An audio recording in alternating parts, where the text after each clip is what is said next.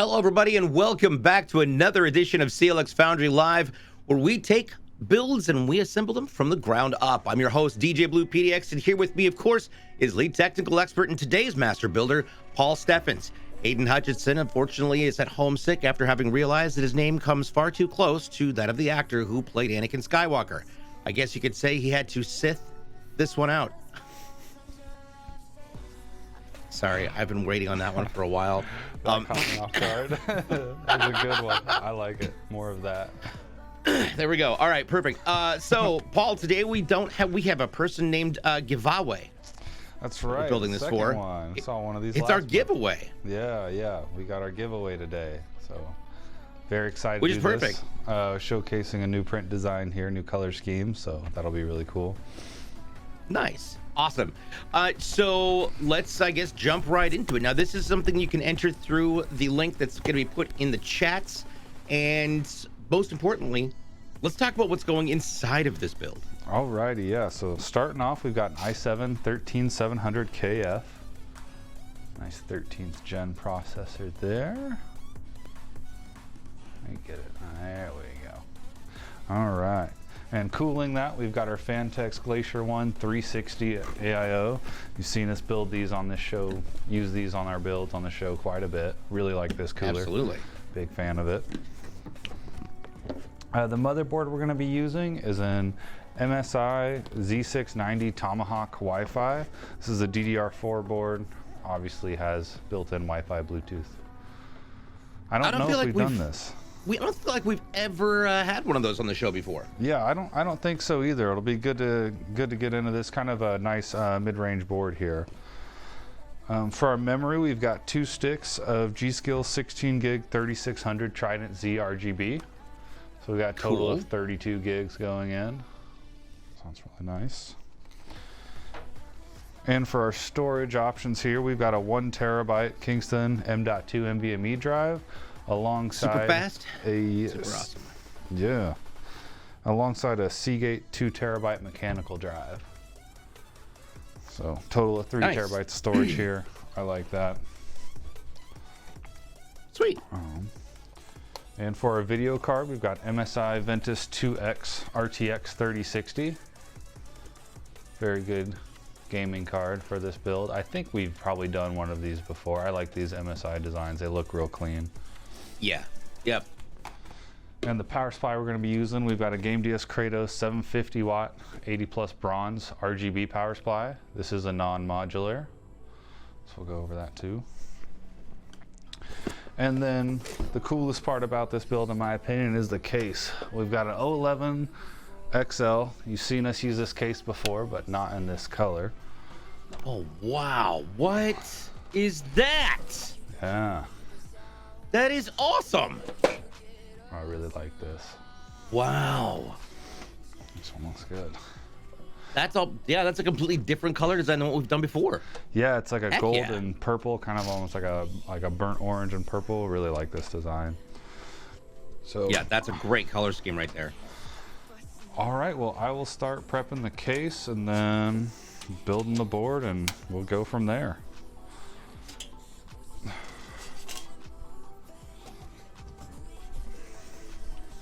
Perfect.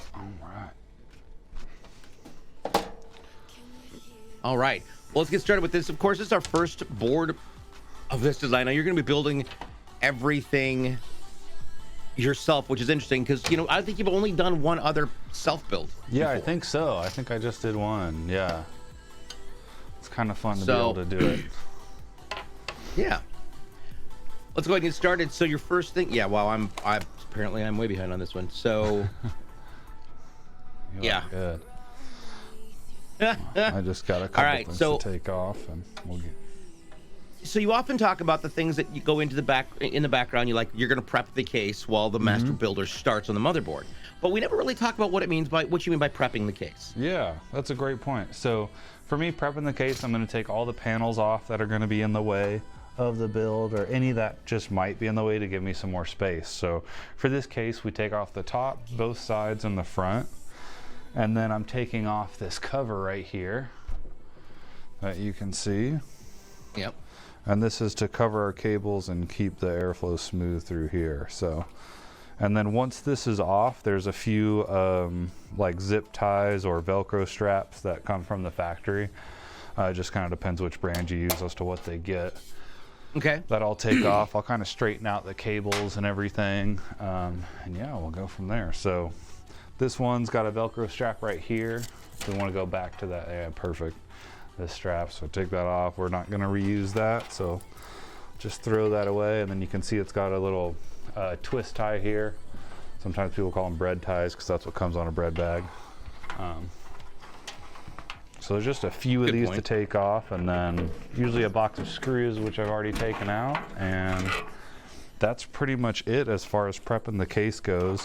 It's okay if you miss one of these when you're doing it, because you can obviously just do it whenever, but getting it all ready for you saves time down the road. And King Joker, or I'm sorry, Aged Bat Dad, almost an Agent Bat Dad, but that's not a person. Aged Bat Dad said I want to see this case with blue instead, and that's actually was last month's build, which is actually over there in the corner on the far side. Yeah, you can see it right there. We haven't sent it out, but our winner has been chosen, which is awesome. We're going to do another one this month, which is absolutely incredible. So much fun. So, apologies, I slept with my window open last night, and I now have the... Hi, I was way too cold, apparently. So pardon me while I cough. I'm really a big fan of these cases, especially given the 2/3 depth that the motherboard sits at. I really like the science behind having your power supply located below the other two, I would say, with the quick access. Yeah, I do too. It's a great way to have, like, to hide cables and also just keep the heat from the power supply out of the main part of the case. Yeah. It provides for a really clean look too. And of course that paint job, that's wicked. Yeah, it is. Now, it looks so nice. With regards to the wonderful joy of all things giveaways, I just want to let everybody know that we do have a couple different ways to access them, and now I have my own codes that I will be, so you can get more entrants by following all the different people on there, and that includes me on Twitter, but then I've got codes I'll be giving away on my stream as well to give you extra entries into this month's giveaway, so you definitely want to pay attention to that and keep your eye out. The more entries, the more chances. All right. So first up, let's talk about our processor here. We've got an Intel Core i7-13700KF. Now this is a 16-core processor. Let's talk about those P cores and E cores. Yeah, so this is a 16-core processor with 24 threads, and how that works is on those 16 cores, 8 cores are performance cores, which we refer to as P cores, and the other 8 are E cores, which are efficiency cores. So our P cores are going to hyperthread, which means we'll get 2 threads per core. So 2 threads on those P cores, and then just 8 threads on the others gives us 24 threads. So that's how that works out. Awesome. It is. It's obviously a socket, an LGA 1700. CPU's base speed is 5.4 gigahertz. Is that, or is that the, or that's a boost speed? Yep. That's what the P cores will boost up to, which is crazy. It's so good. Wild. Yeah.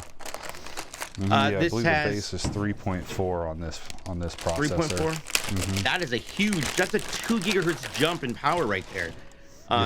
It does have a 30 meg cache, which is great. Compatible with both the Intel 600 and 700 series chipset based motherboards. That's an interest. So there's the thing that I will be honest, I'm not super well versed on. I'm not well versed at all. Let's be honest. That's why I'm asking. So I often see references to 600 and 700 series boards, like the Z690s or Z790s. What is the big difference between the 600 and 700 series chipset? So the big difference there is that's your chipset, which refers to the actual chips on the board. They're probably the biggest difference there is gonna be like your BIOSes. Obviously the 790 is newer than the 690 as well, so it'll probably have some, just generational improvements. But the biggest thing there is probably gonna be in the BIOS. Okay. With them fitting the same CPU, there's not really too much of a huge difference between them. Typically, you'll see the next chipset will be for a new CPU socket, so that would obviously be like the big change. But Intel went with the same socket on their 790s, so pretty similar there. Okay. I know the maximum speed on these is for DDR4, because we're on a DDR4 motherboard, is 3200 for the RAM. And of course, this is a KF. Let's talk. What does it mean when you see letters behind the processor? Yeah. Like KF. Yeah. Because we know K runs for unlocked, right? Right. Yeah. The K stands for unlock, which means we are able to overclock it, and that F is going to stand for this processor does not have onboard video. So some processors come with an onboard video capability where you don't need a video card. So if you were just hooking the machine up to do some very light gaming or just some regular computer work, you could hook it up to a monitor and just get video through that. However, this F means it does not have that, so you will need a video card to get video out of this, which obviously we have. Any gaming machine should have that. Nice. Let's see here. Now again, we got 10 fans going into this, so it'll be ultra cool as far as its temperature control, and of course, well, I haven't had a whole lot of experience either with the 13700s. We really haven't done a whole lot of them. Yeah, there hasn't been too much, with them being so new. We've done a lot of testing on the various types of 13th gen processors, and they're performing really well. So anything interesting to note when it comes to performance of the KF versus the stock standard or the K? Really, it's going to perform about the same as a K. Obviously, it'll be a little bit better as the 13700 non-K. But as far as gaming performance and all that, if you put a KF up to a K, it should perform almost identical. Now, each processor, there'll be other KFs that outperform other KFs, based on just the silicone in them, but they should perform the same as a regular K. Perfect. Good news. All right, looks like you've got the motherboard in your hands. We're gonna try and we're gonna see what's happening there. So I'm kind of prepping everything right there, now. Jason. Yep. I'm kind of just getting everything out of the right now, and then that way I can just kind of grab what I need to grab. So once I get the bracket for this AIO out, we'll really start building the board and installing the processor and all that fun stuff. Let's see here, because I wanted to bring up something that I find so for those of you who don't know, for those of you who don't know, obviously I'm old. I no longer have hair. So I bring this up because we talked about it's 3.4 gigahertz with a boostable to 5.4 gigahertz, right? That's right. Back in 1993, I remember, because we thought we were really cool. We had our first our first real PC we ran Xtree Gold on it, which was an operating system BIOS based. But the 486, because there was the 386 and the 486, and my biological father managed to pick up the 486 for work, and it was ridiculously expensive, and luckily his office paid for it. But I want to give people an example of where it's come from, because we're now nearly 30 years later, and the clock speed of a 486 processor back in that day was 100 megahertz. 100 megahertz. Okay. Megahertz. What's that, point? Not even gigahertz. Yes, that's not even. That's like one. What is that? 1/10 or 1/100? What is it? I think it's. I don't know. I think it's 1/10 of a gig. I think it's 1/10. Yeah. It's fascinating to think that in 30 years these things have exploded in development and evolved so far. It's interesting because that chip launched in April of '89, but it was the 5th generation Pentium processor back then, and oh my lord, they have changed. They have changed. Yeah, no kidding. That is probably cost like $5,000 too. Oh, it was ridiculously expensive. Because that was a biomedical engineer, and he had to have a phone on him for any case the hospitals needed anything serviced immediately. Oh, so okay. He had this giant, and I mean, this thing had to have been 30 pounds. It was this huge brick, right? At least to me.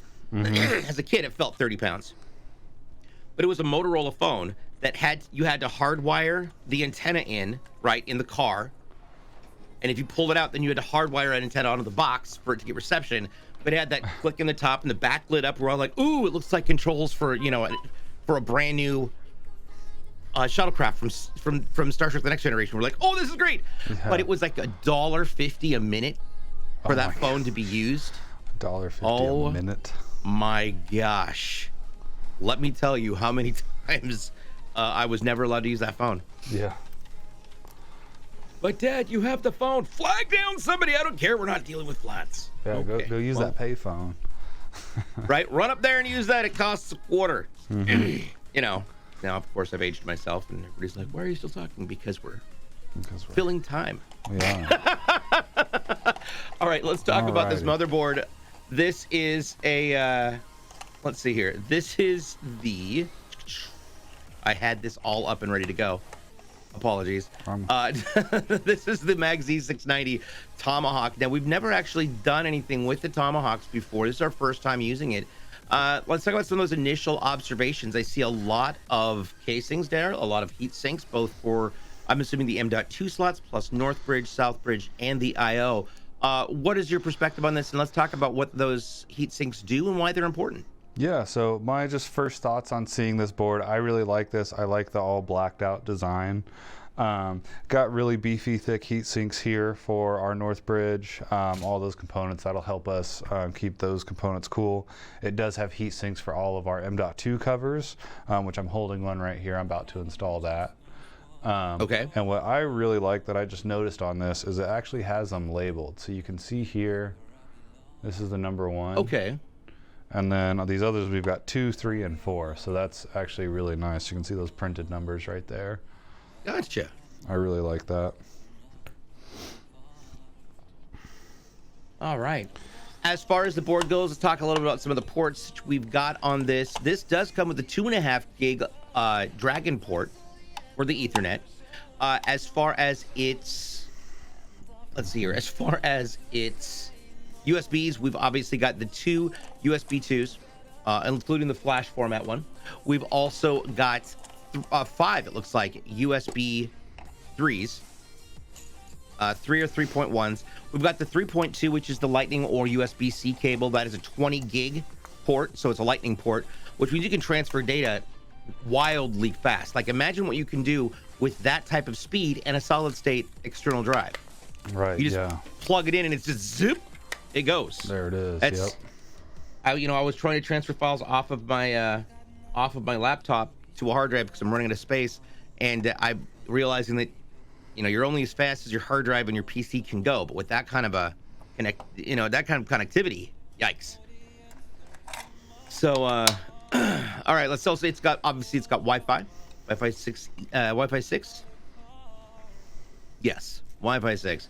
Obviously a full surround sound array, and it comes with a DisplayPort and HDMI out on the back, which seems to be the new standard, it looks like. Yeah, it seems like we're seeing that a lot, both HDMI and DisplayPort, which is kind of crazy to me. Because DisplayPort, I just associate that with a really high-end system, not something you would use as onboard video. So. Right. All right, now you've just got looks like you've got the processor in, and now you're getting the AIO connected. Yep. So I've got my processor in, my M.2 in, and I'm mounting the AIO right now. After this, I'll install the RAM, and then I will move on to the case after that, I believe. Okay. As far as the cooling solution, I believe we have a Phanteks Glacier 1 AIO liquid cooler for this design, which is great. It will also be linked up with 3 different fans for that. As far as the RAM is concerned, and we'll get that installed here just shortly, it's going to be 2 16 gig sticks of G.SKILL DDR4-3600 for a total of 32 gigs of dual channel memory. Now, if this board runs at a max of 3200, that means that if it boosts, it'll go up. Oh no, it says, I'm sorry, I'm incorrect. That was a different product. The DDR4 is up to 5200 overclocked. There we go. Okay, yeah, that sounds right. So yeah, so what we'll do on this is it'll probably be, even though this RAM is 3600 speed, once we get it in there and turn it on, it'll probably be running at 3200 or maybe even 2666, but we will change that in the BIOS so that it is running at the 3600 speed. Just kind of depends. We could turn it on, it's running at 3600. Sometimes you got to mess with the BIOS, sometimes you don't. Gotcha. Interesting. So all right. Along with this, oh yeah, go ahead. Any tips when it comes to installing RAM? Just off the top of your head. The biggest thing is just make sure that notch is in the right spot. With DDR3, that notch was offset quite a bit, so it was very easy to tell which way it was going in. With DDR4, it's a little bit closer to the center, so we have seen people put it in backwards and then really force it in there and break the board. You can put it in backwards and get the clips to close. So. Oh my God, that sounds. Yeah, you don't dangerous. want to, but it can be done. But no, other than that, yeah, our board's built. Yeah, I'm gonna take a look at the case and I'll see. I might put the fans on the AIO on the radiator before I install it, but once I get the case up here, I'll figure that out. No worries. Let's talk about some of the advantages of having an AIO versus a fan cooler, despite the fact that fan coolers have kind of advanced. Yeah, so the biggest thing is you're going to get better cooling with an AIO, especially with a 360 like this. And they're just super easy to install. I mean, you saw me mount it there in seconds. It comes with the right brackets. It's just really easy, no maintenance required. So if your budget can allow you to get one, definitely get one. With your system running cooler, that means your processor is going to be able to run out its boost clock a lot more frequently than it would if you just had a standard air cooler on this. Gotcha. Nice. So, all right, so now we're getting that laid down. Yeah, so I've got my case down. With this design, I am going to mount my fans to the radiator now before I put it in there. Cool. Sounds good. We'll get that going. Aged Bat Dad said he had a 286 as the first computer that was a beast. Yeah, like they were heavy, they were hot, they were, you know, if you had 16 megs of RAM, you were lucky. Oh my gosh. I'm trying to remember what our first family computer was, and it might have been a Gateway. I know we had a Gateway. I don't know if that was our first one, but I think it was a Gateway. The OGs, like it's like the Cow Cube box. Like let's see. And then I think there's Gateway. There was Compact. Compact got bought by HP. Yeah. I think Gateway got bought by Dell. Yeah, okay. Yeah, that sounds right. Yeah, I want to say that they did. I think that they bought Gateway. I know that Dell bought Alienware. But, you know, and we all saw what happened to those computers. Next topic. Way to go, DJ. Okay, let's go.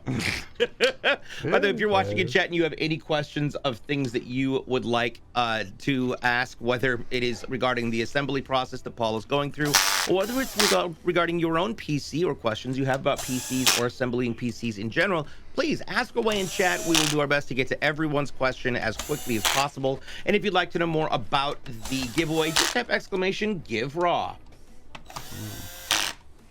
All right. Yeah, looks like that drill sounds. Yeah, sorry, it sounds guys, like something from Star Wars. No, I love it because it's like. Yeah. It saves me so much time. Oh yeah. King Joker, 10 fans is a lot. It's unfortunate on the tie-up part. The most I've ever seen is probably in one of our Phanteks Elite cases, which is like a giant, looks like a small refrigerator. And I think we put, I mean, I don't even know how many you can put, but I believe we've had like 28 fans in there. It's ridiculous. I would like to just notice that Dampier Voorhees is in the chat, and I've never seen a name like that. I haven't in either. that sense of look at the color design. I don't know how you got that, but I am incredibly curious. I will say that. Maybe it killed somebody for it. Well, you know, they are truly a Voorhees. It comes with the family name. Runs in. Here we go.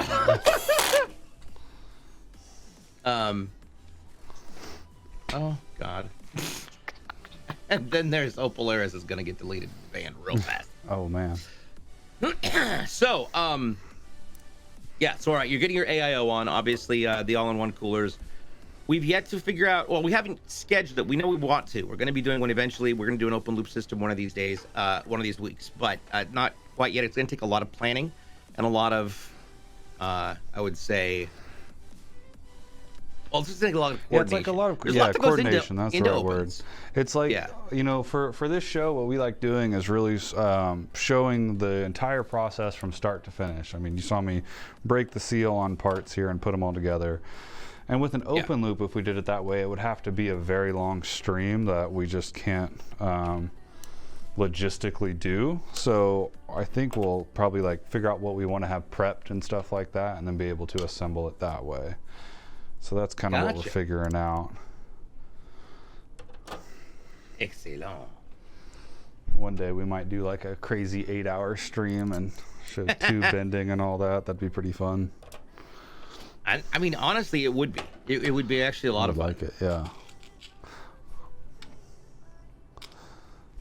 So, and my housemate is a fused glass artist. Obviously, he does everything from fusing glass inside of kilns to he started leaning into looking into blowing glass. But you know, we have friends who are glass blowers, and they do a lot of product trades. And it's wild going to the large glass field facilities where they've got all these giant what they call them like a glory hole in a glass pit, because you've got it's this little small hole you got to stick the tube in, dip it in the glass, and then pull it back out.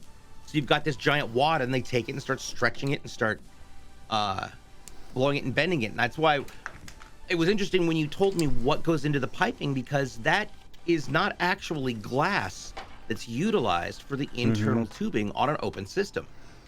Yeah, it's and I wish I knew the exact chemical it was or whatever material it is. It's PETG, which I don't know what that stands for, so my bad on that, but I believe it's something like tempered glass, kind of like a mix between tempered glass and plexiglass. And we just set up a heat gun that has a stand vertical, and you kind of keep it over there while rolling it, you know, making sure you're not burning it. And then once it gets flexible, you bend it there. There's some metal angles you can use to help get your angles right. Awesome. But yeah, that's cool. Definitely the most challenging part, is getting the bends right without having any like ripples in it, stuff like that. Well, I can see the advantages of using a heat gun because of the way that it's a non-contact flamed heat source. So, whereas with glass blowing, like you'd have to have a direct flame, a torch level flame on that glass to superheat it enough. But yeah, no, that's intriguing. I'm actually really excited for us to be able to do this. Yeah, it's really cool. It's a really cool process to watch, because with that, there's a lot more of control in the builder as far as, you know, how do you want this system to come out looking? Because when you're bending those tubes, like you're measuring, you know, from one point in the case where that tube's going to go into to another, but you could bend it any way possible to get there. So it's a really cool. It's a lot more like artistic, I guess. Yeah. Dave Voorhees brought up the fact that it is it's an add-on from 7TV. I use 7TV for emote dancing whenever I'm DJing on my channel, and it comes out an emote rain behind me.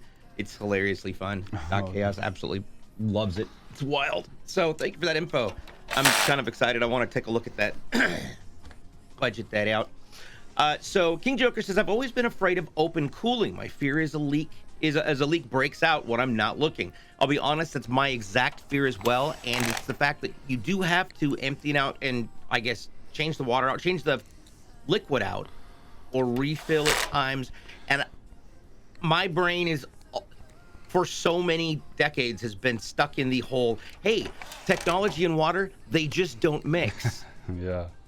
And it's hard for me to justify going, okay, am I coordinated enough and responsible enough to handle an open loop system? I'm gonna just go out on a ledge and say probably not. Yeah. I know me. I'm gonna just say no. I am not. Yeah, it could definitely be it would be a very intimidating thing to just like, I've never done this before, I'm gonna build one, you know, because there's obviously a lot that goes into it, a lot that can break. But once you've got it sealed, like once you've got it going, you know, you power it on, get some of the fluid going through the pump, that's when we look for leaks. So whenever we're building one and we're going to leak check it, we like stuff rags into the system under all of the fittings where the pipe or the tubes go in, and that way if it leaks, it just goes onto that rag and it's pretty noticeable. We use like white rags, that way it'll really show, you know, it's like this neon green fluid's leaking or whatever. Cool. But yeah, once you get it going, it's not too bad. I stay away from them because I change my components around a lot, and I don't want to have to drain my system every time I want to like upgrade my video card or something like that. So what you're saying is basically the cooling for open systems is just a bunch of poured out glow sticks. Yeah, pretty much. No, it's Perfect. actual coolant. You know, it's good stuff. Please do not use automobile antifreeze. That is not the Yeah. that is not the key there. Yeah. As far as ports, as far as ports in the front of this case, let's talk about what the O11 comes with. Yeah, so this comes with 4 of our USB 3.0s and 1 Type-C. This also has a mic and audio port out the front as well. Nice, and that will complement the ports not also on the rear, as anybody knows who's a gamer or a content creator. Having enough ports to be able to plug all your peripherals in without having to engage a hub is very important. Now the upside is if you do have to use a hub, that USB-C 20 gig, that's the way to do it. You're not even going to have to deal with any of your internal buses being overloaded. Yeah, that's right. So, which is a fascinating thing to me, and I had to learn about buses. Probably not something we need to go into on the show, but yeah.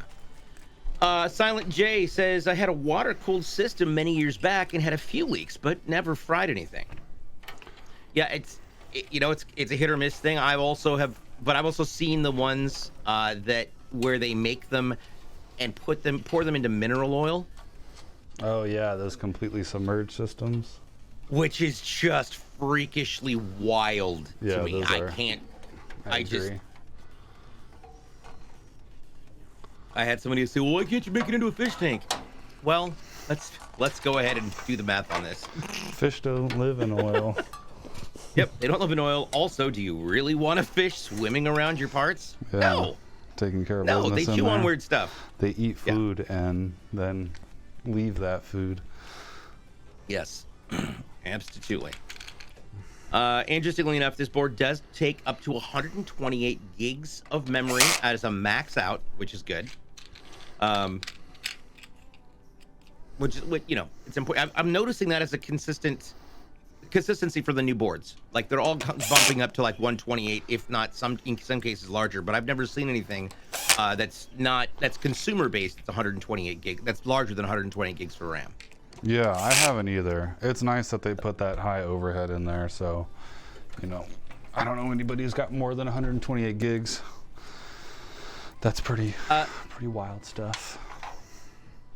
Zion DeLion 05 says, I've never had a liquid cooled computer, but I always wondered what are the benefits of it versus traditional fans. We talked a little bit about that earlier, but why don't we just go over that one more time? Yeah, so this right here, what we're doing is obviously a liquid cooled system with an all-in-one cooler, meaning where you don't have to add any fluid to it or any type of maintenance like that. And the biggest benefit to going this way or even that open loop is our CPU temperatures. And then just general temperatures throughout the case. So if your CPU is running cooler, it's going to be able to boost up to its boost clock a lot more frequently while you're gaming, which is going to allow you obviously better gaming performance. So yeah, temperatures is what's better about it, which relates to gaming performance. Absolutely. Hey, listen, Zion DeLion, I appreciate that. And yeah, I'm been around long enough doing this that I take a second to look. Now, there are times when I will completely hose up a name, and there's nothing I can do about it. But I'm really glad I got yours correct. That is awesome. One thing to mention while you're getting the fans, looks like loaded into those frames, we'll talk about ventilation in just a second, is the ATX form factor. And I only bring this up because a friend of mine, remember my friend who I mentioned had his friends helped him buy all the pieces, and the motherboard didn't fit into the case correctly, so he basically had to side load everything and pull all the pieces out, and it just kind of sat there. Yeah.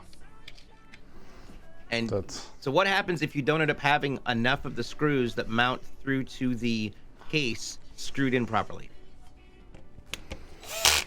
Yeah, you can. I mean, you got to have all those screws in there, or else something could fall out. That would really not be good. That would cause a ton of, if your motherboard falls out, a ton of damage. So. Yeah. Well, and it's the grounding. Yeah. Yeah. Absolutely. Yeah. Yeah. It popped. It fried. It melted his M.2s. Ooh, man, like, that's too bad. The only thing that didn't get ruined out of the whole thing was the lower M.2 by the south bridge and the graphics card. Jeez. Everything else is a loss. And I thought, oh my god.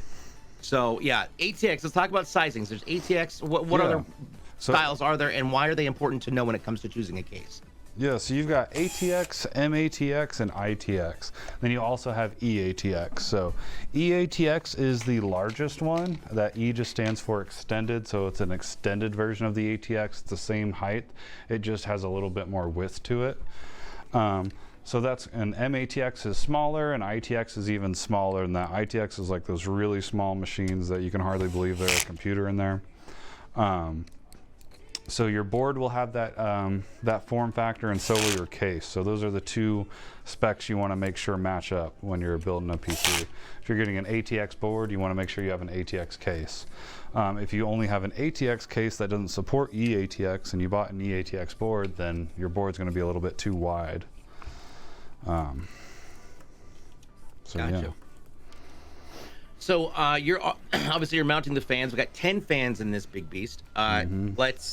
Let's talk about ventilation. One of the nice things about the O11 is the fact that it uses the magnetic mesh liners in its areas for ventilation purposes. How do those work? Yeah, so they're just mesh filters that just magnetically pop on and pop off. Let me grab one real quick to show you.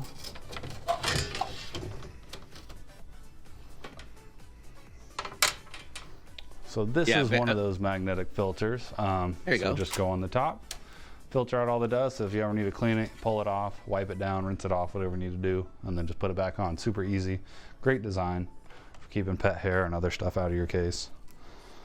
Which is fun because there are 4 feet that raise the bottom of the framing up above the ground, so you've got that good airflow. There's also another one on the bottom. 3 fans will be pulling the air up from underneath the case. Obviously, hot air rises, so you want to kind of push it out the top. So we've got 3 coming up. The one on the back that's you can currently see out the back of the case, that is the exhaust fan to the rear. That'll be pulling excess heat that comes off of that AIO. And then the radiator is up top, pushing air through the radiator out the top of the device, along with any other accumulated heat from the other devices attached to the motherboard, including the usually well air-conditioned graphics card, because we've got a big one with 3 different fans, I believe. By the way, there may be a code on the way, people. Codes! Ooh, there you go. Yeah, he's out.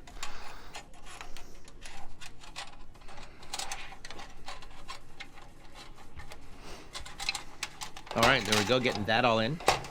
All right, so we're sliding this tray in here. These are 3 of our intake fans. So most of the builds you've seen us do, well, I shouldn't say most, some of the builds that you've seen us do have a 7-fan configuration, which is what this is in right now. We've got 3 in the bottom, 3 in the top, 1 in the back. But this one's gonna have 10, so we're gonna add 3 more right here. That'll be extra intake fans. So we'll have 6 total intakes and 4 exhaust in this configuration. That'll keep this thing super cool. Yeah, temperatures won't be an issue on this machine. Nice, and considering how fast that 13700 can get, yikes. Yeah, that'll be wild. All right. One thing to keep in mind that's important, because the way the feet are positioned, is you want to make sure you give that bottom layer of the case enough clearance to be able to pull the air in consistently. If you're going to be having your PC sit on the floor, please make sure it is elevated on non-static conductive items and elements. Why is that important there, Paul? Yeah, so you don't want anything to be conducting electricity, obviously, because the smallest amount of electricity can fry a component. And then also, if you just have it on a hard surface, if you like set it on carpet, your system's obviously going to sink down a little bit into that carpet and provide less of a gap for air to get in. Yep. And yeah, so I personally you can use all sorts of different items. I have a bunch of sample tiles from way back when I worked at a tile store. And so I just put one ceramic tile underneath each foot and it doesn't touch nothing. Yeah, that's a good call. Yeah. Okay, now we're getting those side fans on. Now I noticed that you pulled some panels off the back. Why are those there? Yeah, so these covers are there in case you're not putting fans here. This keeps the airflow smooth, and on the right, like all the air on this side of the case stays here and all the air on the back side stays there. Gotcha. Now these will be blowing towards the back or bringing air in? These will be bringing air in, yep. Got it, okay. Interesting. Interesting. As if everyone can see on the shot right there, where the motherboard is sitting, obviously it sits a third of the way back in that case. We saw a case last week where the motherboard sits directly on the rear of the case, and you've got the underside, which is where any of your, your hard drives, your larger hard drives are going to be mounted along with the power supply. Well, this case is a little bit different. You'll notice on the very back on the bottom, there's a gapped hole, and then above there are two different doors. What are in those areas, Paul? Yeah, so those two doors are where we're going to be mounting our hard drives, our internal mechanical drives. That's where those will go. They also have trays that will fit a 2.5 inch in there as well. We have a great question coming in from King Joker. Is it better to have more intake than exhaust fans or more exhaust than intake? Typically, if you're not running the max amount of fans, you probably want more intake than you do exhaust. It just kind of depends on there. That'll get more air flowing around. Well, and I would imagine that creating a positive pressure environment assists the exhaust fans. Like, it's one thing if you can't, right. If you got so much air moving out and not enough moving in, it creates almost like a vacuum. Right. But yeah. if you've got positive pressure of fresh air that's cool and it's not sitting at the same temperature as everything else, you're going to force that hot air up and out quicker. Mm-hmm. And I believe if you've got like a vacuum going on in your system, there's some components that just won't get touched by that air, that won't be cooling as well as they could be. Yeah, fresh air is good. Mm-hmm. Fresh air is great. Yeah. And of course, if you get a chance to win this using that code, you can enter it. We're going to be going all month long. I believe the end date is on the 31st. Yeah, it ends on December 31st of this year, which is just it's less than a month away at 9 p.m. That is eligible regions are United States, obviously, in Canada. You've got to be at least 18 to enter. And yeah, you can get all sorts of, there's all sorts of different options here. So definitely check it out. And then I will be, of course, launching and releasing more codes on my Twitch channel as well. And I'll let everybody notice on that on Twitter. So PD Mac says, I bought my PC through you guys. I am in love with it. Good to hear. Awesome. We're really glad to hear that. That's always exciting. Yeah, excellent. We really like hearing that. And Dorian the Critic, hello, welcome. Danny Butt, they're reposting that code. Thank you very much, Danny Butt. Appreciate it. That is one of the codes that gets you a whole bunch of new entries. So definitely being here every Tuesday starting at 11 a.m. Pacific, that's 2 Eastern, for our live build shows is super important because this is how you get codes. It's going to be great. So... And I'll definitely be giving a code away on Friday because Friday's my birthday. And I'm going to stream on my birthday. So I figure, why not? Yeah. Nice. Definitely come by that. I have a DJ set and everything. All right. Yeah, that's one of the things that I'm excited to, that I've been noticing I've been enjoying more, especially when we consider the types of builds that are available with CLX, is migrating from a laptop music station to a full desktop music station. Oh yeah, I bet going to the desktop will be pretty nice, huh? Yeah, I think that'd be fun. Wouldn't be necessarily as portable, but it's Yeah. you know, it'll be a lot more powerful, less issues. Right. Yeah, that makes sense. Yep. All right. So as you're getting that stuck in, let's talk about what's up next. What you doing?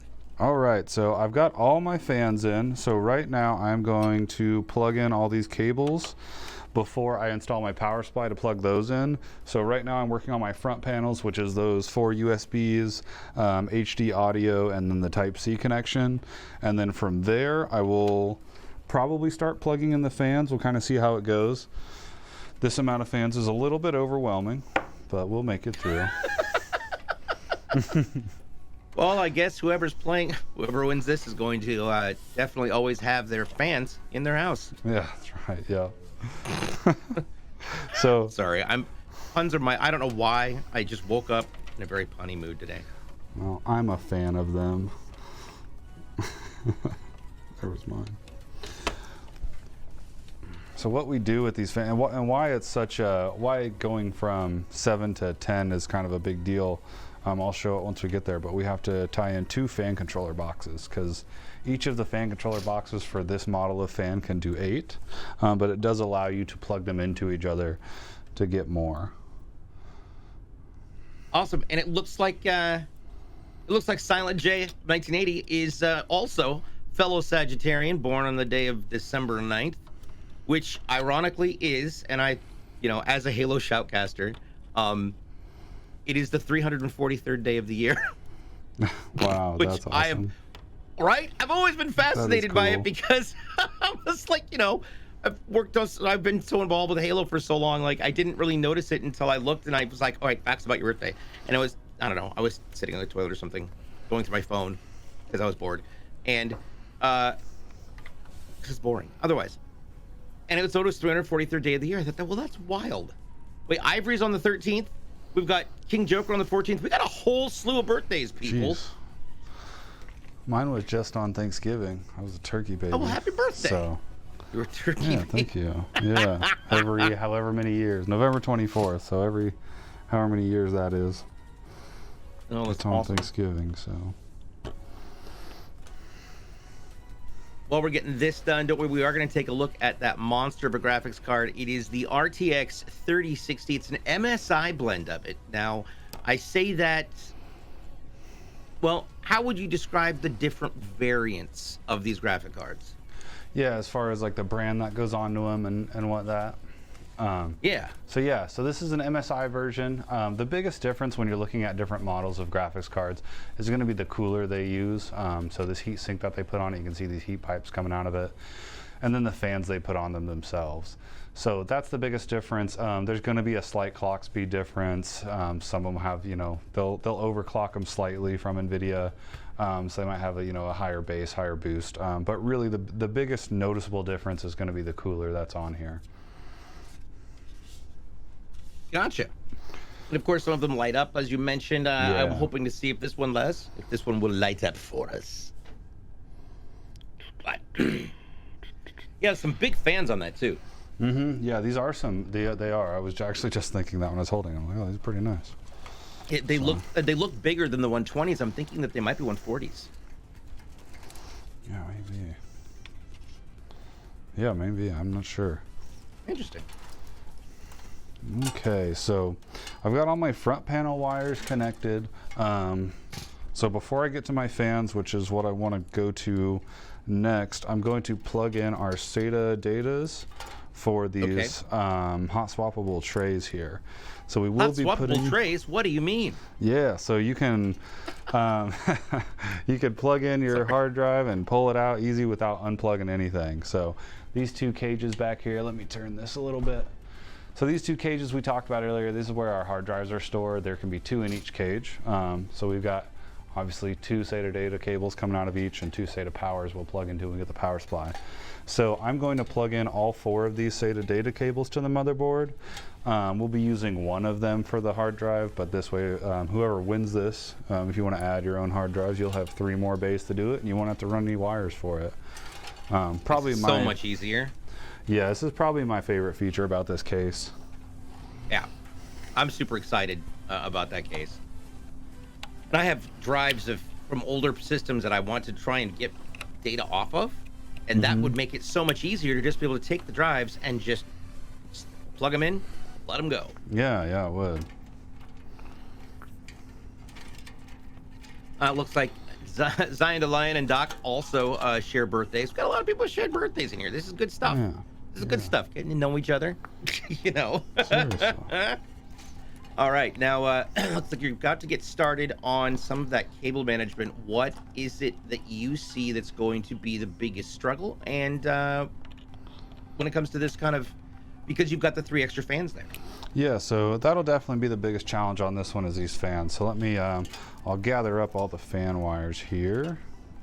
Okay. Got those SATAs plugged in, so I should have about 4. I should have 4 coming out from the top, 3 from the radiator, and 1 from the rear of the case.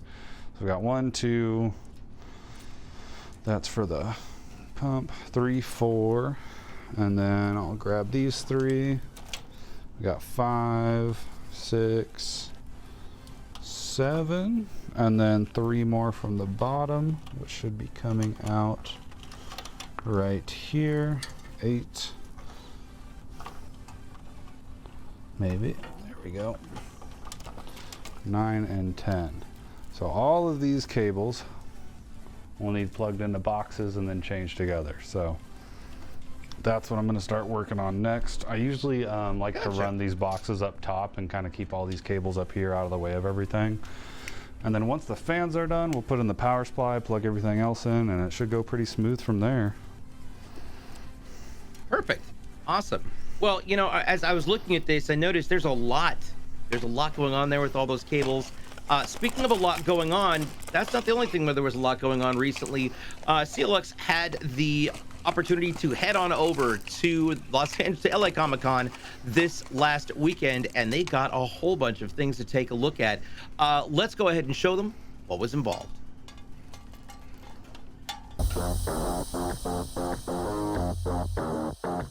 J. Jonah Jameson, JW. Welcome to the LA Comic-Con. Now, as you can probably tell, there's a lot of cosplayers here dressed as this right here. Right there. I don't have enough bug spray to take care of that.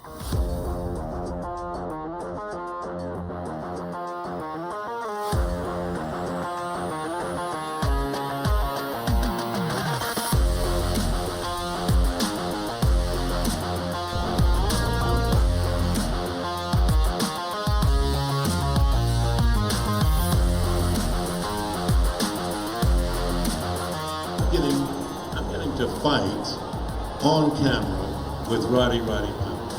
I mean, it doesn't get better than that. And he showed me a couple of great moves, so anyone who ever jumps me from behind, I got something to fight.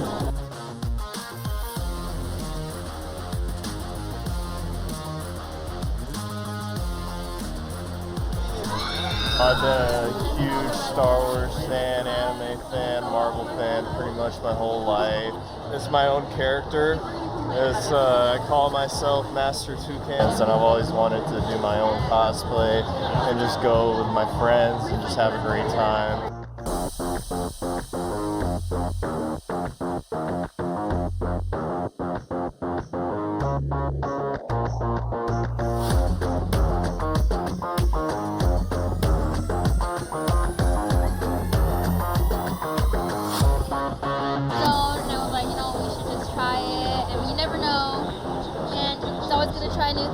So that's why I'm here. Oh, it was nerve-wracking. Yeah, very nervous. So I was, because people, you don't know if they're judging you, if they're like, cheering you on, just looking like, damn, her gameplay dookie, or, oh, okay, she's trying, you don't know. So you just gotta put yourself out there, and it can be really scary, and I was scared. I think you were scared. I was really having like an out-of-body experience because I think for me it's just a real experience to be here. I was messing up really badly like the first hour and a half, but once that other hour came and then I got clutch and Valorant, it was amazing. My first clutch ever in Valorant. My name is Marina1169. That's also my gamer tag. All right, that's what I go by. Yes, I am a real Marine, did 21 years active duty service, and now I stream. on multiple platforms, especially Facebook gaming. CLX, let me tell you this, CLX systems are awesome. I have two of them at home. One is my streaming computer, and the other one is my gaming computer. And just coming here, seeing a familiar system that I'm used to playing on, it was awesome. I'm glad CLX is here, and hopefully they're at all the rest of the Comic Cons and other. Final Flash! Wow, what the heck's going on? Mojo Jojo! Extraordinary look into Los Angeles Comic-Con. Obviously, some great cosplays, some great speakers.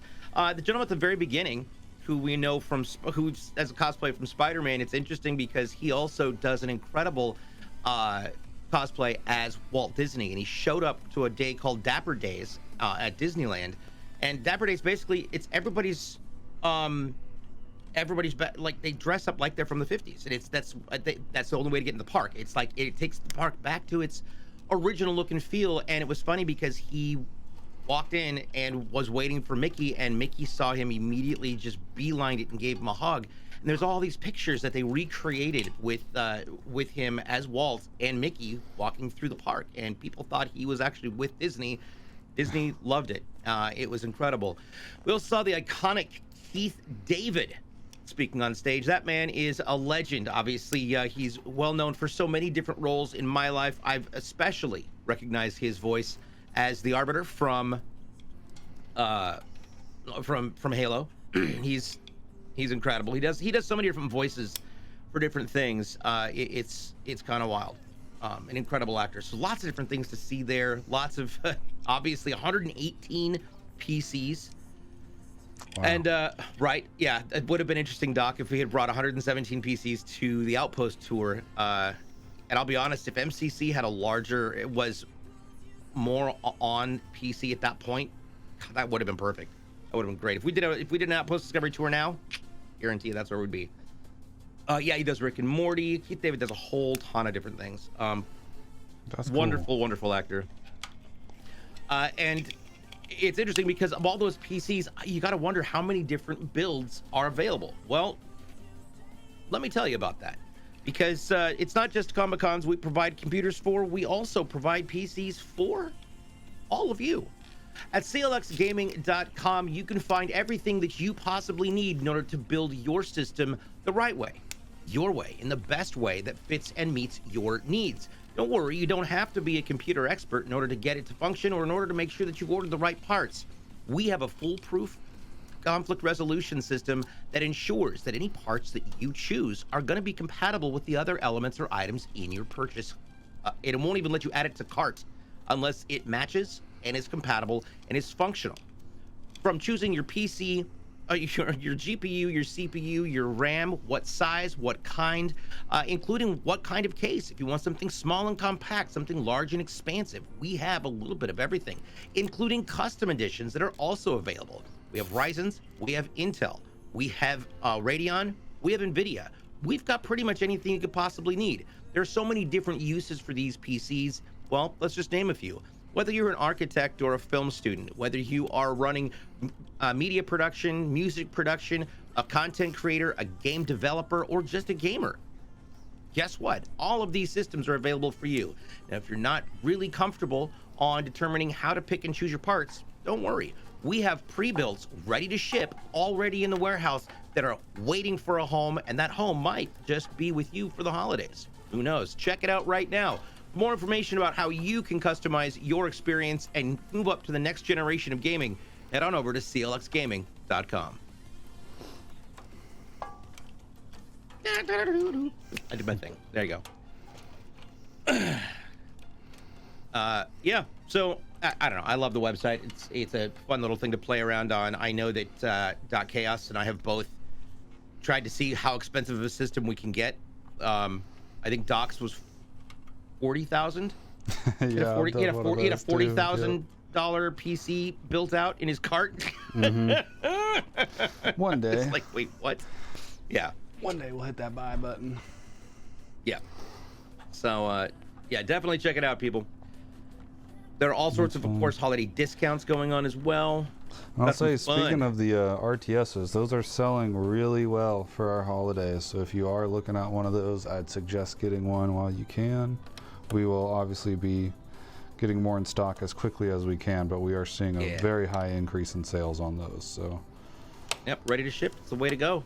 And it's nice because if you say have some parts that you've already got, and you can go with something different and then swap them out. Yeah. So, all right, there we go. DeLion, thank you so much. Zion DeLion over there with that code reposting right there. And again, we will have more codes being given out throughout the month. You'll also be able to find out more codes throughout the next several weeks over on my channel, and you can find out more about that on Twitter. And guess what? You get extra entries for following me on Twitter as well.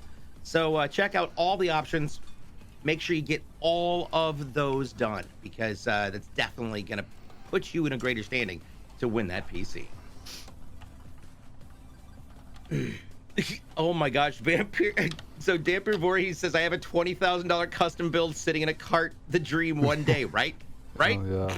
When we're like, all right, we've won that $2 billion lottery. Everybody's getting a PC today. Yeah. That's awesome. Uh-oh. Did someone say code? Does this mean there's another? Another code? Man. 2 codes in one stream? What do you mean? Gang. Super nice. Right, everybody getting that code. What? All right, so let's talk a little about where we are in the process right now. I know you're in the midst of the extraordinary task of hooking up all 10 fans. So as far as the fans are concerned, hooking up that many, that's got to be a task. Let's talk about that. Yeah, so kind of like I mentioned before, each one of the fan controllers for these have their separate fan controller box that the fans will plug into, and then these are controlled via remote. Okay. So each one of those can only have 8 fans on it. So I have to use 2 of those fan controllers because they do have options where you can daisy chain them together. So that's what I've done here. I've got 2 fan controllers. I've got them all plugged in and just kind of zip tied them out of the way so I can manage the other cables, and then I'll get back to those and clean them up here in a little bit. I've just plugged in our RGB for the case and our RGB for the liquid cooler. All of our fans are plugged in, so I just need to put in our power supply, plug in our SATAs, install the video card, clean up a little bit of cables, and then we'll be there. So, and actually before I forget, I'm going to go ahead and install the mechanical drive right now, so we can show you guys how this works. Yep. And then I have my own codes that I was given to be able to give out on stream, so I'll be doing that, which is going to be really fun.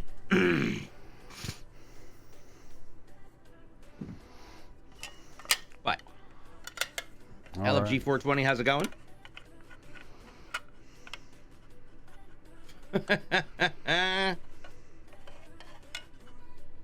There we go. All right, now let's talk about that 3.5 inch. It is a Seagate Barracuda hard disk drive.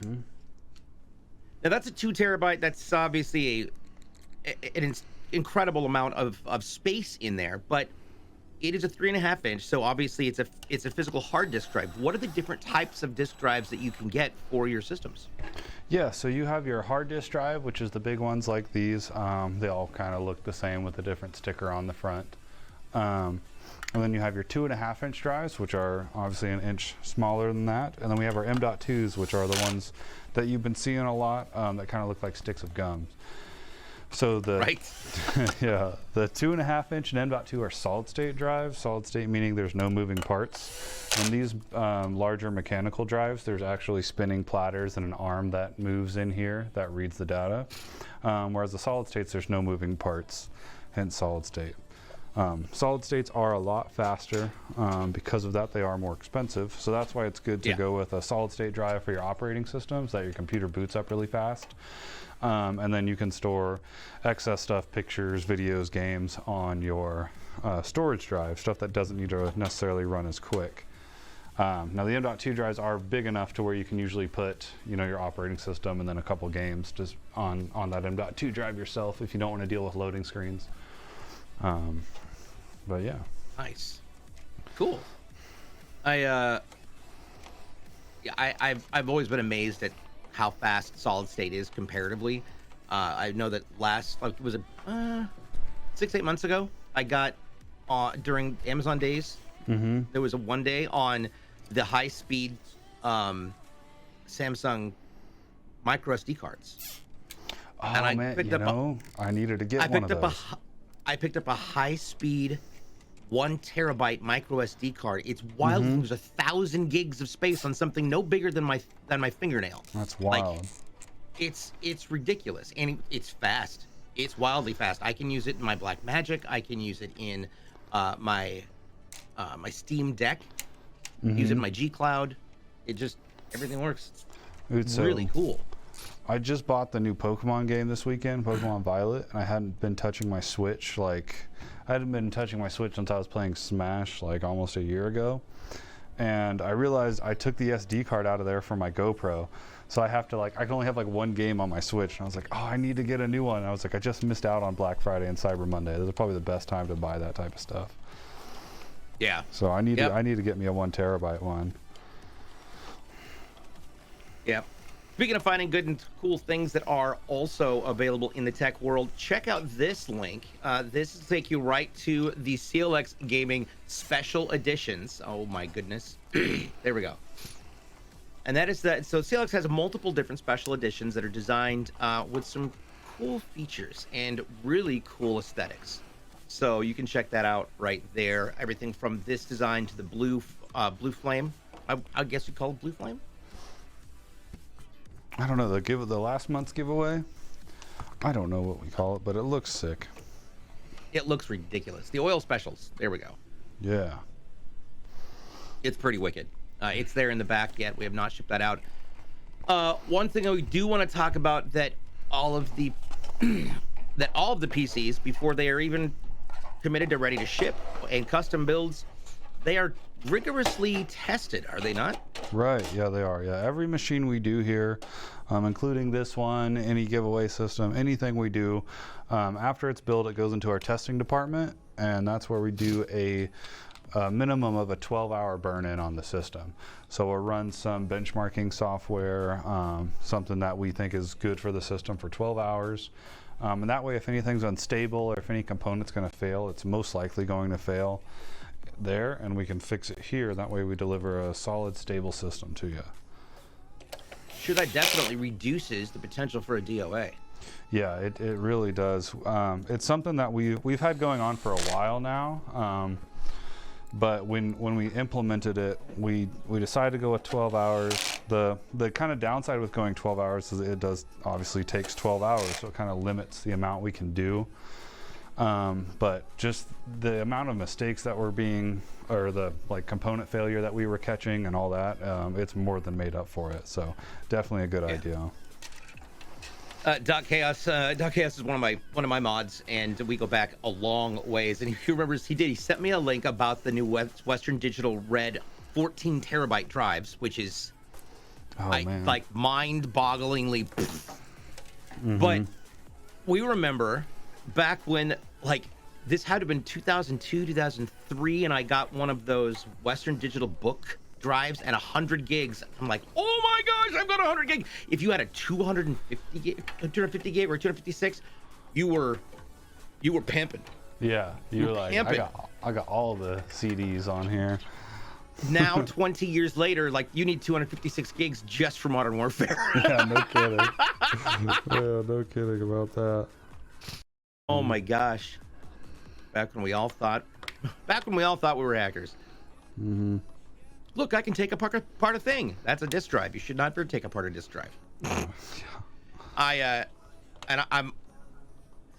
had my platters come off of one of my external drives, and I literally it wouldn't read. I had to pull it apart and to try and fix it without touching it, Dude, that sounds like a stressful task right there. Oh, I'm doing it on the kitchen floor. This is so sketchy. I'm doing it on the kitchen floor, so there's no static anything, and bright lights, and I've got chopsticks because I know they're not conductive. Oh, that's funny. Trying to nudge the one platter that was off, trying to nudge it back onto the spindle. Oh, man. I've taken And apart just a for few the of record, them here. everyone, for the record, no, it did not solve the problem. The drive was dead, and I'm pretty sure that opening it up is what solidified its state as dead. Yeah, I bet. I've opened a few up here that were like broken out of warranty just because I'm like, I want to see what's in this. And yeah, those platters are so fragile. Like I dropped one, it just shattered into a million pieces. Oh God! So, Have you ever had one fall off the spindle, the center mount, and then had to push it back on? No, I didn't even know that was a thing like you could do. Yeah. That is wild. Oh my God. So Doc says, I actually bought a 500 meg drive at an antique auction over the summer. Oh, man. Nice. That's hilarious. That is. And you know, back then the read-write speeds on those drives were so slow. Like if you had a 7200 RPM hard drive, like it was rare. Yeah. It was rare. It was like there were 56s, 5400, 4800, 4200. So you Right, might there was remember these too. There was like Western Digital had some really fast drives that were like Velociraptors, is what they were calling them. Do you remember those? Yeah. They were hella expensive. I think they if were you like went to Office 14 Depot, grand? basically, Like, yeah, they were stupid. RPMs, not 14 grand price, but 14,000 RPM, and the price on them was just astronomical.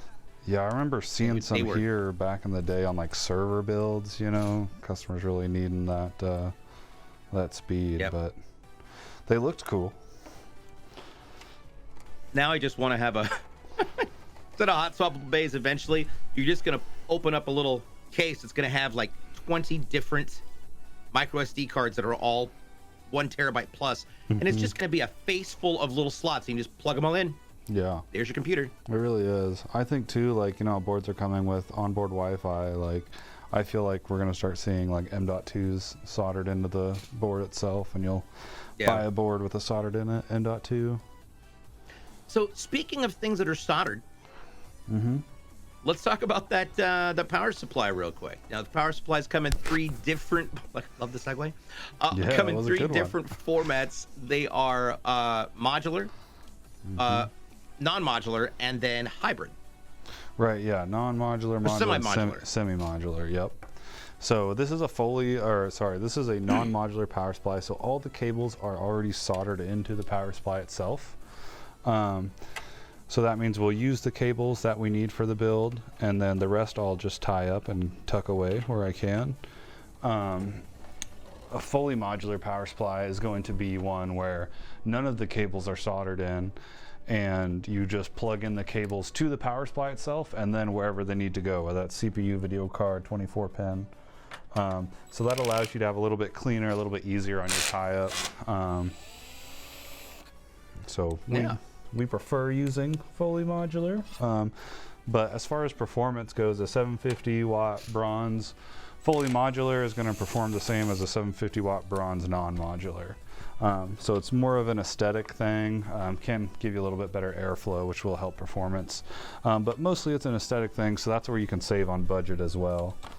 If you're wanting to just pump more of your money into other components, then go with a non-modular power supply. There you go. Now, speaking of because this is a modular, this is a non-modular, we've obviously got more cables to deal with. Also, just to point out, you are mounting that 3060 in there right now. It is a 12 gig 3060 that's going to be going in. Yeah. Now, 3060s are pretty solid cards, to be honest. That is the equivalent of what, a 2070? Yeah, 2080? roughly, yeah.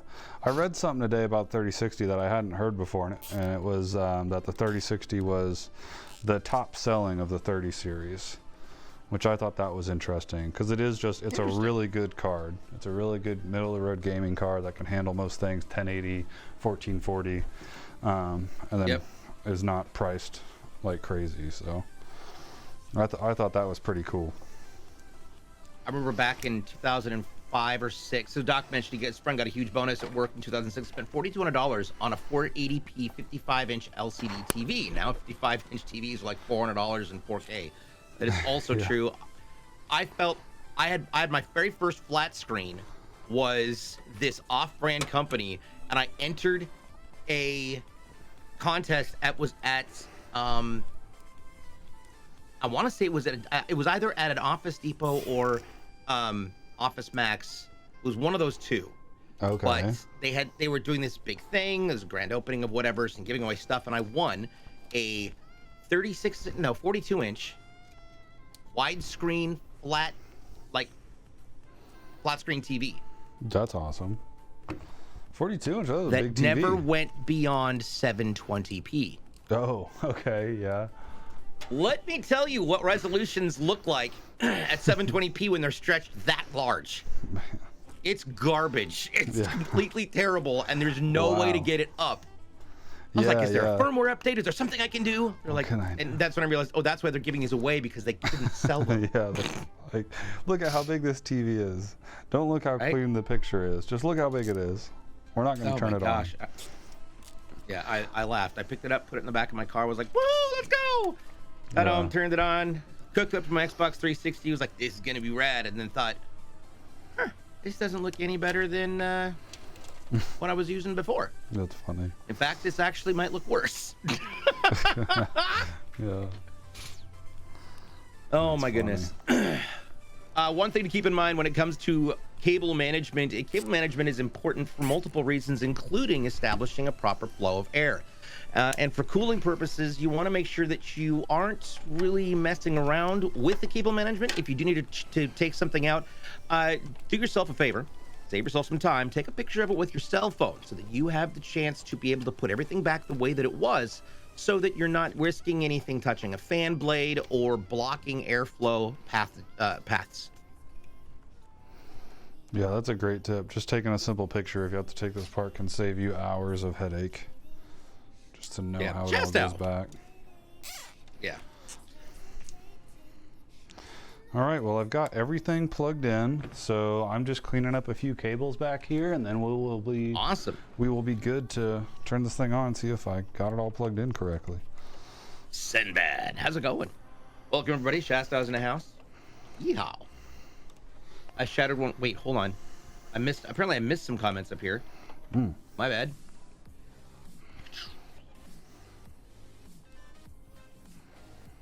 Oh, there we go. Oh, yeah. So, Shasta, you shattered a platter with a screwdriver once? Ooh. Yikes. Goodbye, Dada. Yeah, that is wild. They're really fragile. Like, when I had that one pulled out and we broke it, I was like, oh, that was easy. I'll just break this other one. And yeah, they're kind of, if you throw them across a warehouse, they will shatter everywhere. I feel like that's kind of true for a lot of different things. That's probably true. Yeah. I mean, I'm just assuming that's what would happen. We have several different hard drives. I've got a couple of production hard drives that went tits up, that I didn't have backups for, that were I can hear it clicking. It does the click. Oh yeah. Click, which means one of the platters is out of alignment. Oh. I mean, we're talking hundreds of gigs of music, both the mid-production, production software, samples, stems, and they've just been sitting because I have no way of getting the data off there, and I'm afraid of pulling it apart. Yeah. I mean, I would be, if I could get it to just spin up one time, I would pull everything off and transfer it off, and then it'd be, done. I'd have a dead drive. But yeah. Yeah, that's a scary thing. Yeah. It's like, there's probably companies out there, if you wanted to spend the money, you could send it to them and they could get it off. But I think that stuff is actually pretty expensive. Yeah, to my understanding, it's very expensive.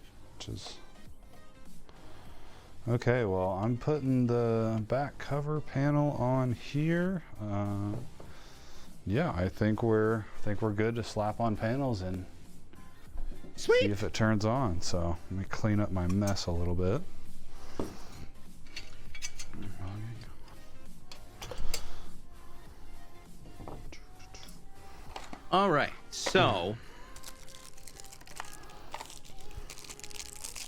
Yeah, wow, there is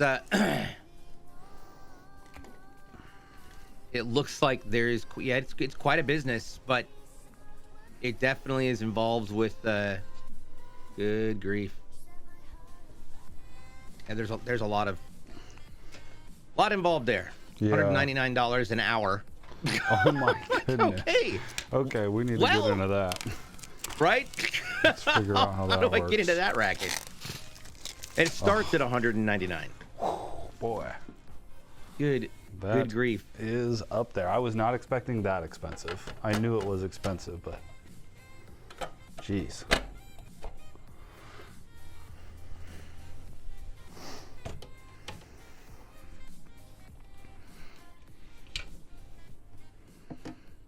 Yeah, and apparently that is a very difficult thing to try and recover.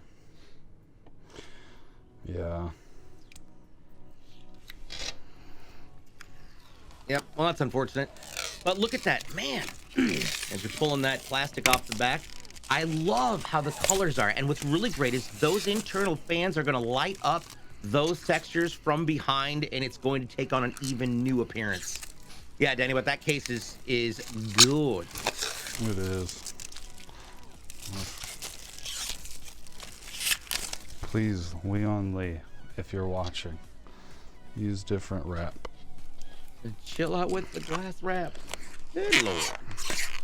Yeah, so Doc mentioned he's been looking at it. So platter data recovery runs about $1 to $1.50 per gig recovered. So a 1 terabyte drive would cost between $1,000 and $1,500 to recover the data on top of the hourly rates. Jeez.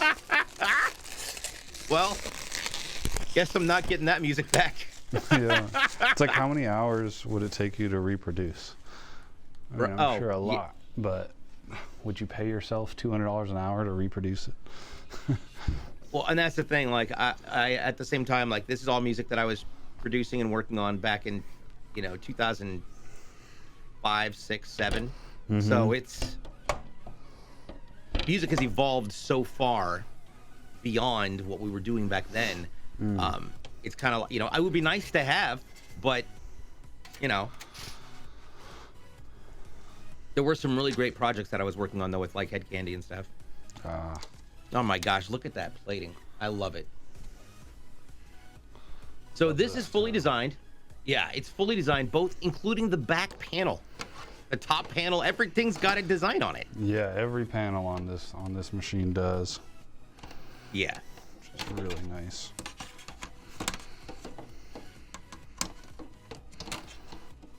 We got Nike over here.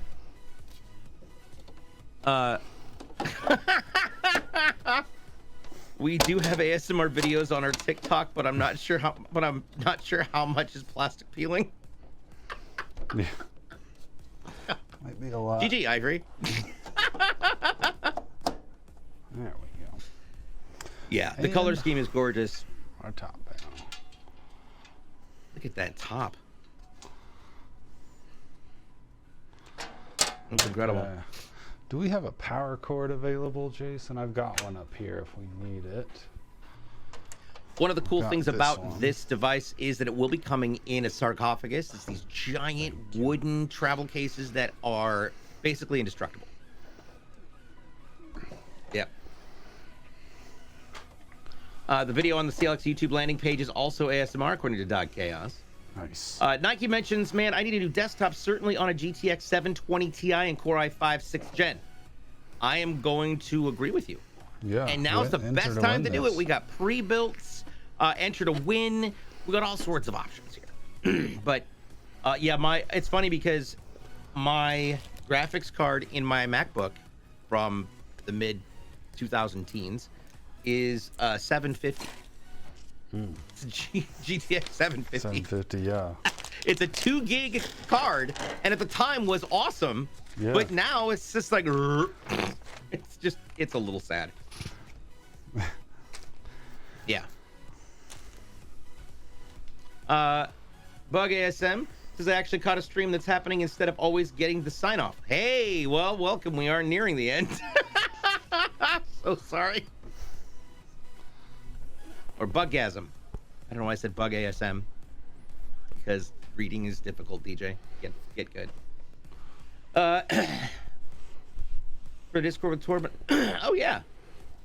Torben's a good buddy. Torben and I go way, way, way back. A long way back. So, all right, getting that thing wiped down, getting it positioned, and now is the moment of truth. Man, I dig everything about that case. All righty. Are we go. we ready? Let's do it. What? It all That's works. gorgeous. Look at There that. we go. Oh my gosh. All right, what Yeah. color should we go for here? Can you get What it do you orange? think? Oh, that red. Well, the red is great. I would love to see the white and see how it pops behind that. I mean, I know it's kind of basic. I'll get it cycling through I- here. I love the rainbows, though. Yeah, the controllers are playing nice today. That's a plus. Ooh, that Right, looks Omex cool. 6? I'm on a 2014, 15, mid 2013 or 14-ish. No, 15-ish right there. Because of... this is the last build that had all the ports in it. So, awesome. So that's incredible. You've got all the different light options. Look at that. There's the white. There's the white. I just found it. That's so flashy. I dig it. Ooh, Absolutely that dig it. looks good. Yeah. Awesome. Let's go back over all the parts that are inside this amazing build that is part of our giveaway for this month. And you can enter it once again at the link that's in the chat. Powering this device is an Intel Core i7-13700KF 3.4 gigahertz processor that's mounted on an MSI iMac Z690 Tomahawk Wi-Fi DDR4 motherboard.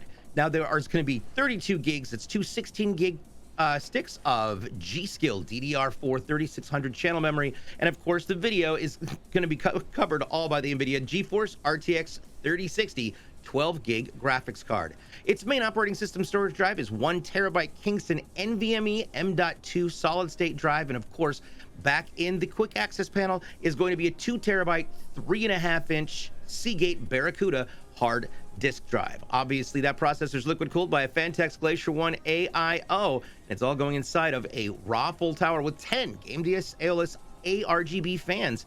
And then it's all being run with a 750 watt GAMDIAS Kratos M1 80 plus bronze power supply. Awesome. Look at that. Color's just fading. I dig it. Takes on different looks every time. Yeah, put it on blue here. I think it looks pretty good on blue as well. Yeah.